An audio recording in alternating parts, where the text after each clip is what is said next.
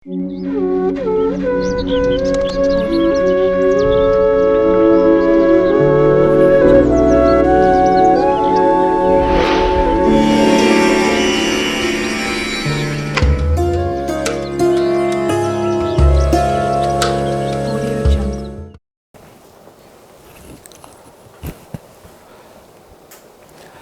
రాశి వారికి ఏడాది తర్వాత కుజ భగవానుడు కర్కాటక రాశిలో నీచ సంచార స్థితిలో ఉండడం, అష్టమ స్థానంలో ఆయుస్థానంలో సంచారము చేయడం వలన రుణ సమస్యలు, ఆరోగ్య సమస్యలు, నరాల బలహీనత, శిరోభారము, వాహన ప్రమాదాలు పొంచి ఉండడం, మీ జన్మ నక్షత్రం రోజున మంగళవారం పూట అష్టమి అమావాస్య తిథుల యందున ఆవేశానికి దూరంగా ఉండడం, వీలైనంతవరకు అప్పులు ఇచ్చి పుచ్చుకునే వ్యవహారంలో జాగ్రత్తగా ఉండడం, ఇవ్వడం ఎందుకు, తలనొప్పి తెచ్చుకోవడం ఎందుకు, శత్రువులను పెంచుకోవడం ఎందుకు అనేటువంటి పరిస్థితి ఆలోచించగలగాలి.